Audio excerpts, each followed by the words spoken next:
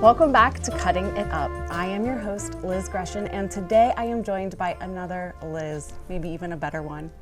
Liz Ryan is an illustrator and a creative producer. Thank you for joining me. Hello. When you are not cutting it up with me, what are you working on?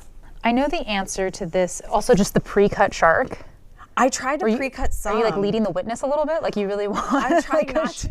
I mean, I'll do it. I really should. You're just like, oh. And then I'm just gonna put this like table with it. You do not have to use anything. I'll use the shark. Okay. When I'm not cutting it up with you, I am usually at my little studio in Dumbo with a couple of friends. Yeah, I will put glasses on now. I'm not good with close-up stuff. It's okay, I'm the same. I'm working on a project right now as the producer, and it is a website called Size of Life. And it's like a little science visualizer where, starting with like DNA, you move up and up in scale of different elements of life. So like I'll go from DNA to like a ribosome, to a red blood cell, to an insect, to like just like all the way up into like, like a giant sequoia. You're producing no illustration with this project. There's actually a ton of illustration with this project, but I am not the illustrator. Okay. The illustrator is this wonderfully adorable man named Julius, and he's a paleo illustrator. Tell me more. I didn't know that there was like a subset. Same. I think what differentiates them is, these are folks where they don't really have hard references. They have fossils, they have bones, they have, it's a very smart illustrator. Okay. That is like compiling recreating like a very, very niche field. So not the illustrator on this project.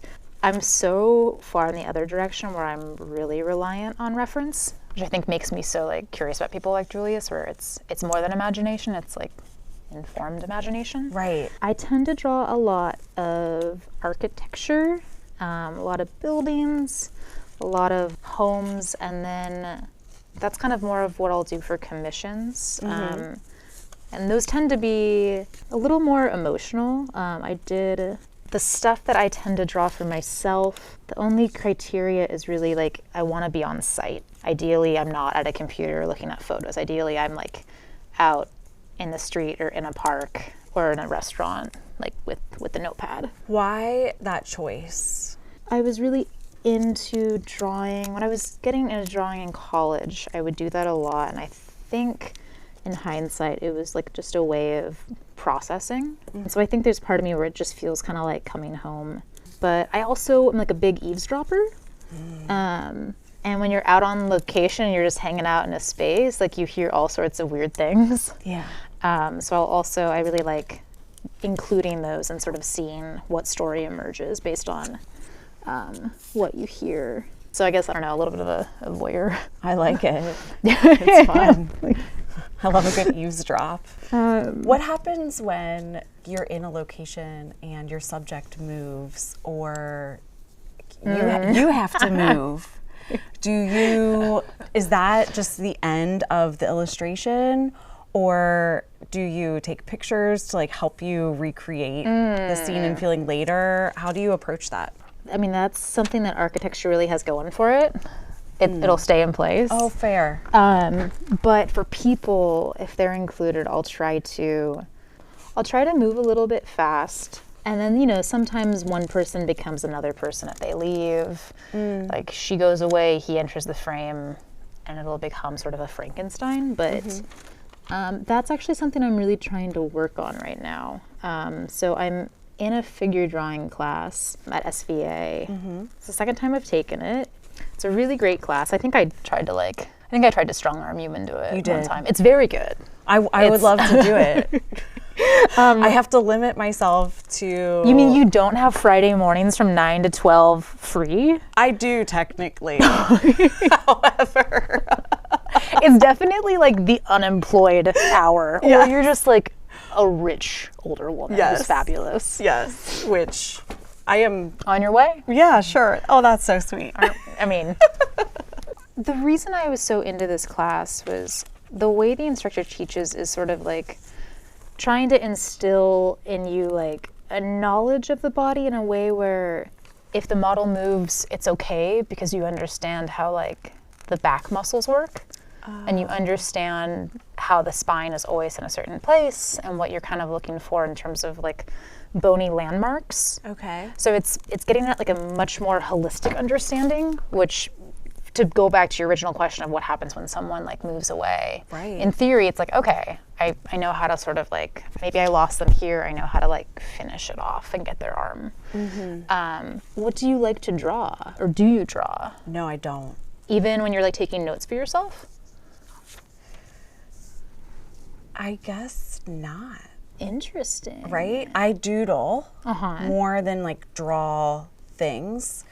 And like I do designs. Okay. And like I have this one very specific line. It's like lines and triangles, and then I fill in certain triangles. Like my notebooks are covered in this design. Like that's my go-to.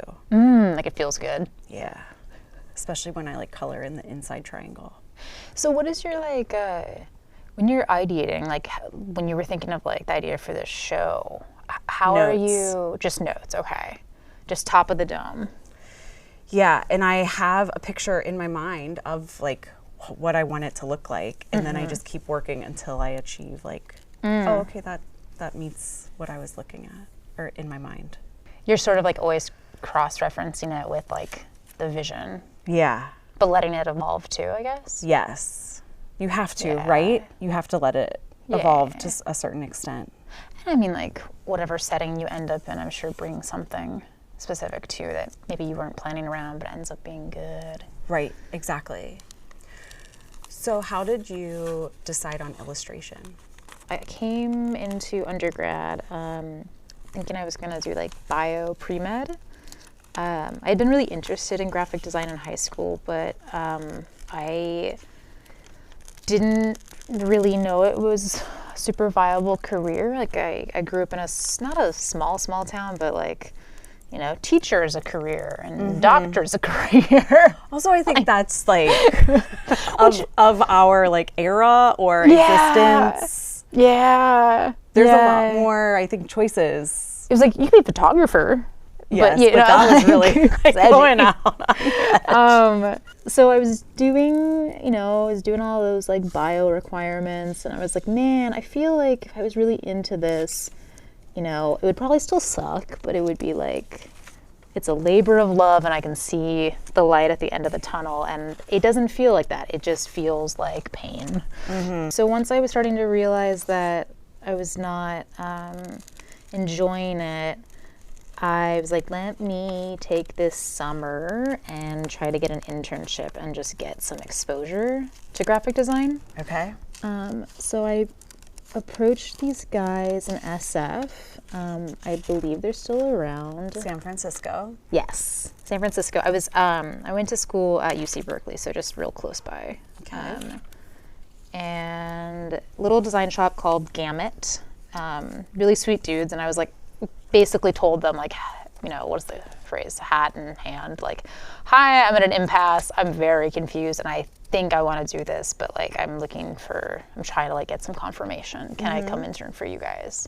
And they took me under their wing, and like we had the ghost moment, like when I was learning Illustrator, of like, here's the pen tool, you know, like. And then did you fall in love? I mean, they were bros. I mean, they were very nice, but that was enough confirmation where I was like, yep, this is what I want to do. I switched into the art program, which was like studio art, which was cool, but not graphic design, not commercial art, and a little bit, we can have scissors. You can have scissors. We can have scissors. I do it too. I do it too. It's How many okay. shows have you had where you haven't used scissors? I go back and forth. It depends if I want something intricate, but I just gave up on. That's, you know what, that's these. right. I couldn't have scissored this. No, you couldn't have scissored the inside of that. You couldn't. I said it. I'm just gonna lean in. Ally. I am an ally. Scissor away. I was living in the housing cooperatives, and the housing cooperative scene at Berkeley is pretty cool. There's quite a few houses. Is that like a residency? Yes. Like a dorm? Is it the same? It is, but it's like one house, like one structure with a lot of bedrooms. Oh, interesting. But like with a big kitchen and a So big like a sorority, but not a hippie. a sorority house, but not a sorority. Kind of cheaper rent, but cheaper because everybody does work shift. Okay. Like the food co-op. Okay. This makes more sense. So big houses, lots of people. They've been around for a long time. Most of them are just covered with murals inside. And it was really easy to paint a mural there. You just had to sort of propose it at council. And there was a house account that would pay for paint. So I did quite a few murals in college. That's fun. And then after college, I had like an interesting detour in the Czech Republic. At the end of that trip, I came to New York to see a friend, ended up staying.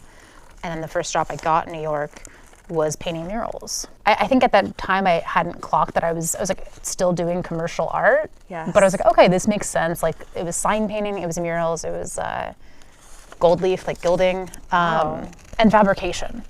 And it was a really interesting way to sort of meet New York for the first time because I had never been as an adult. And, you know, we did a lot of work for restaurants and some for museums. So I just remember, like, I think the first job I worked on, we were doing like a sign restoration for a diner in Williamsburg. Mm-hmm. And the owner of the company, David, was like, yeah, Liz, this is a big deal restaurant. Like sort of just like telling me these things. So I'm like, I don't know. Right. Really cool work, very demanding. Because of the physically. physicality. Yeah.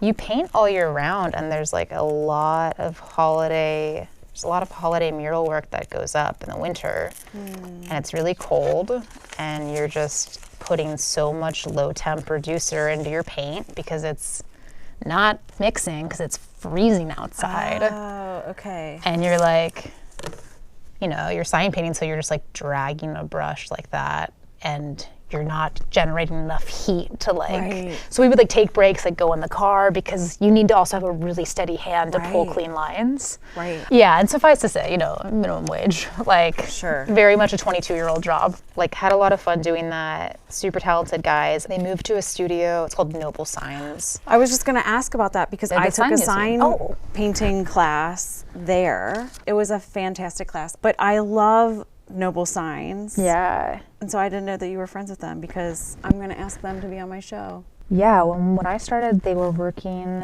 in Bed-Stuy. I remember the backyard. Like, the backyard kind of was the museum at the time. Yeah, sure. Because they were just, anytime a sign went down, they were like, we got to get that sign. I think it's fantastic. Not only that they have done that, but also that you worked with them. That's really fun. I think around that time, I just started to post more of what I was drawing, which was mostly on-site stuff, mostly street scenes. I don't know. I think I was, you know, mostly just interacting with friends online, etc. Started to like get a few commissions here and there, which was, I think, surprising. Why? I think I was just kind of like...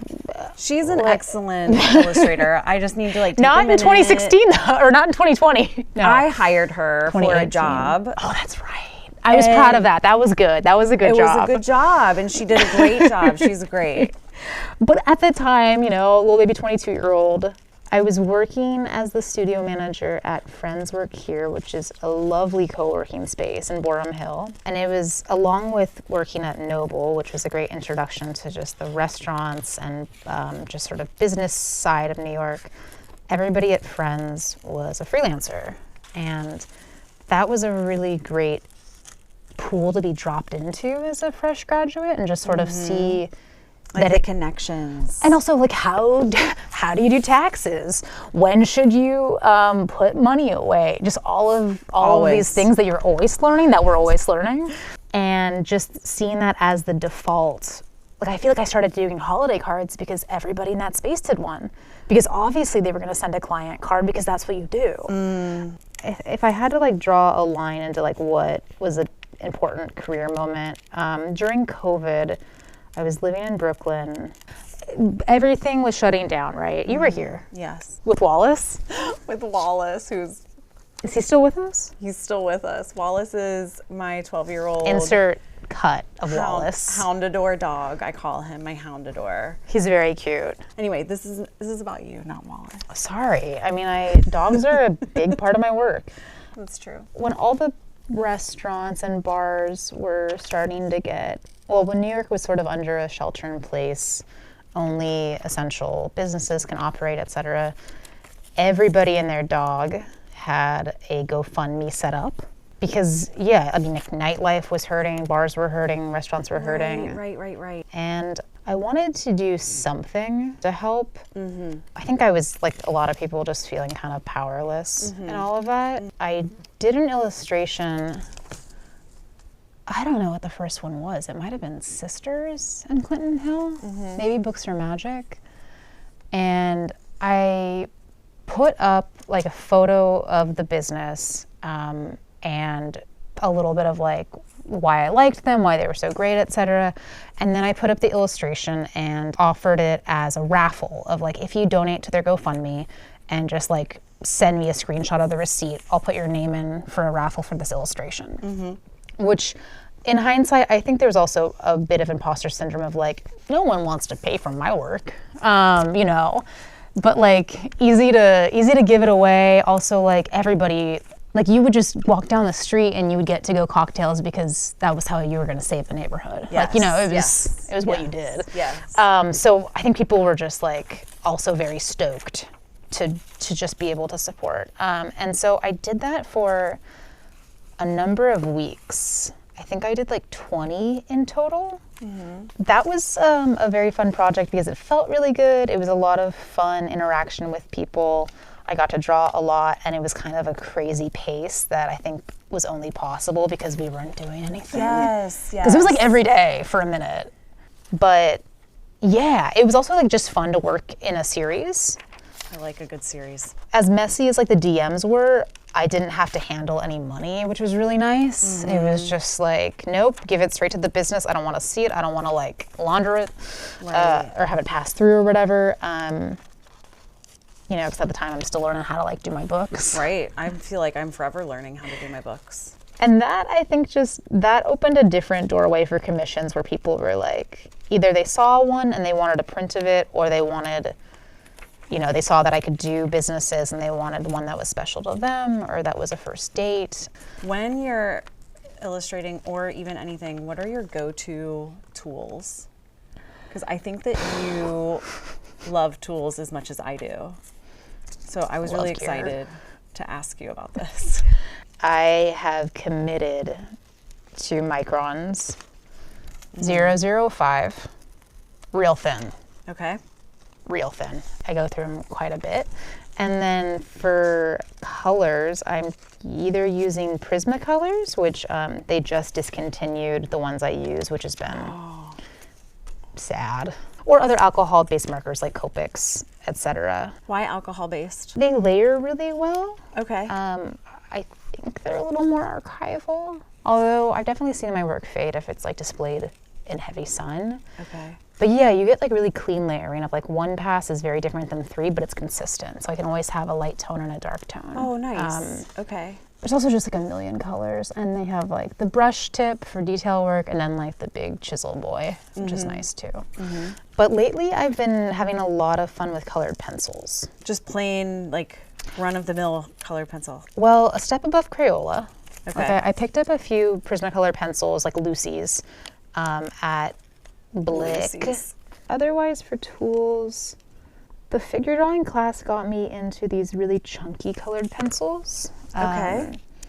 There's a few brands that make them. There's Cretacolor, and I think Lyra is another one. They almost look like toddler colored pencils. They're like yay big, and they're fun to use and fun to hold, and they're just enjoyable. Like I got into this class and the instructor was like, no charcoal, like get out of here.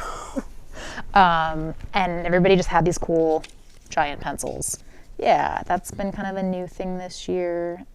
I like using vellum if I don't have like a light table by me. Being able to move it around. Anytime I can like be very tactile with the illustration process, it feels like the answers come a lot more quickly. There's something kind of like overwhelming about opening up Photoshop and having a million switches. Yes. But like if it's right there and you have parameters. Yeah. And I think a lot of creativity comes from parameters. I agree. How do you, like, when you're looking for color inspiration, like where do you shop for that? I really love just looking at like art books. Sit me in like an aisle in the Strand and I'm like golden. I also really like just walking in a museum. Solo or with people? I'm very selective about which people Say more. I will go with. What's a yellow flag in a museum goer? I don't want to feel anxious that I am keeping them, like, or they are keeping me. Like, I like to wander. My mom is actually very, very a good museum guest. Okay. But it's also very entertaining because we have wildly like separate appreciations for. What is she going straight to at the Met? At the Met, the religious art.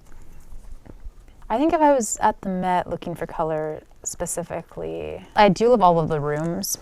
Like there's like the Frank Lloyd Wright room and all like just the recreations. Oh yeah, I like those too. They're enjoyable. Those are fun. And I feel like those kind of have built-in color palettes, like especially the more yes. gilded stuff. Yes. I think folk art often has really lovely patterns and like quilts as well. How do you think this episode is going? Delightful. Yeah. Delightfully good. How are you feeling? I mean, I like where we've gone. I like hearing about your color shopping. I like hearing about your standards for a museum attendee. Partner. Have you ever done a museum date? With not Andrew. I know, it's hard to say. No, I guess I haven't. I don't think I have either, but. No, wait, I have. Was it good? It was not bad. He was also an artist, though. He was a photographer. It was in Seoul. Okay. This is the last time I dated. Oh, so probably a good museum. Yes. And he was a photographer, so we both had like that in common because I was working more into photography at the time. But it was one of those dates where it's like, oh, we're going to be good friends. Oh. Like right off the bat, we're not going to make out. What's your first date go to? Never dinner. That's too much. Like, you need an out if it's not working. Controversial take, but I love a morning date. What time in the morning? This might be controversial. As early as 8 a.m. What? As early as 8 a.m. We're getting a coffee. We're catching off-leash hours at Prospect Park. Dogs are coming up to us. Ideal. The vibes are flowing. Oh my gosh, you should just be a mom because then that is the time frame. Liz, did you miss the part where it's like a sexy date? And there's coffee and there's dogs that you don't own coming up to you? That's true. None of that is happening when I am in the park at 8 a.m. But no, I do feel like generally... No, I can see where you're going. I am personally not a morning person, so I would not date you. That's fair, man. I think I just feel so alive. Like the day already feels successful if I've been in the park. Sure, that's totally fair. I agree with you completely. What is your ideal first date? As someone who hasn't been single for a minute, but you know. Yeah. Korean food. Oh, I need to know. Love. If they can hang? I need to know. I need to know. A picky eater, that's a red flag. If someone's like... Ideally, on a sidewalk, on a plastic chair, I need to know that they're not going to be fussy. You know Truly, what I mean? they can hang. Yes. Yeah. And you're also, travel's really important to you, and that I think can be extrapolated to like, can you hang when something's delayed or the bus doesn't show up? Like, will it be fun and we'll get a beer, or will it be the end of the world? I think that's a good test. It is a good test. Now that I'm thinking about it, this is pretty good. I'm sorry, this is so off topic. It's okay. We're cutting it up. But, we're cutting it up. That's the whole point. Have you ever had to flee a date? I had the worst date, I do have to admit. It was actually in Prague. We went out for drinks after. Where did you? Well, not sorry. That's a big question. I'm like, Ufleku? Like, I wish. Ufleku was a very good place. Very fun. Was he Czech? No, he was American. And he got very, very drunk and made me hold his beer while he peed in the street. Hot. No, And I not was at like, all. I gotta go.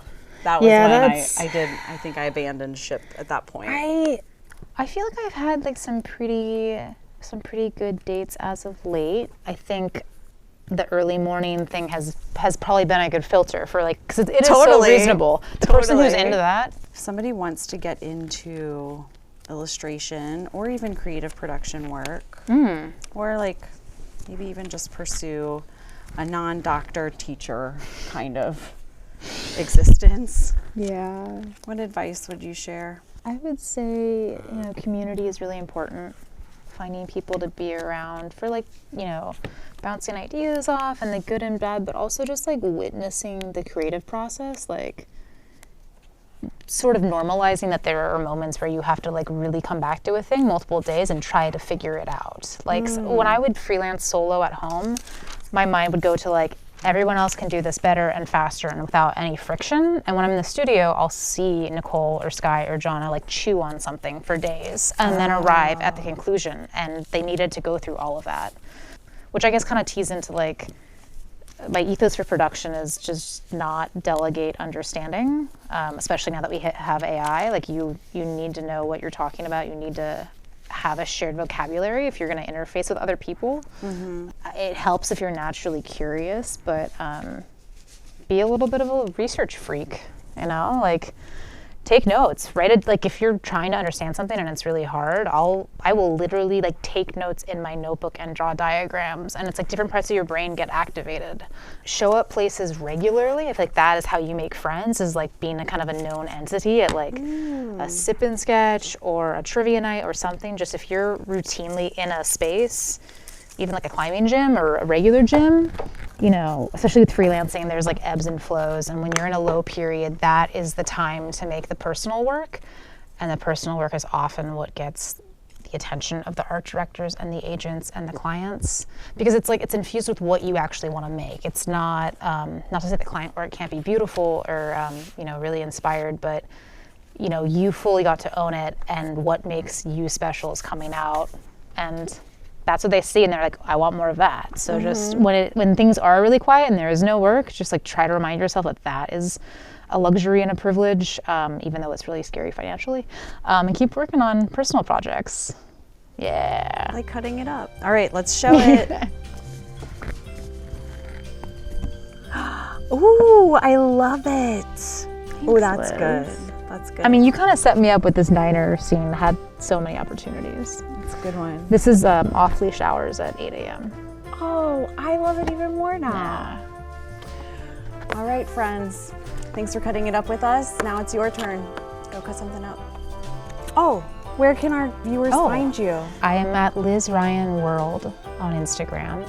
That's my website as well. Come through. All right. Thank you. Yay! Is that okay? Oh my gosh, that was great.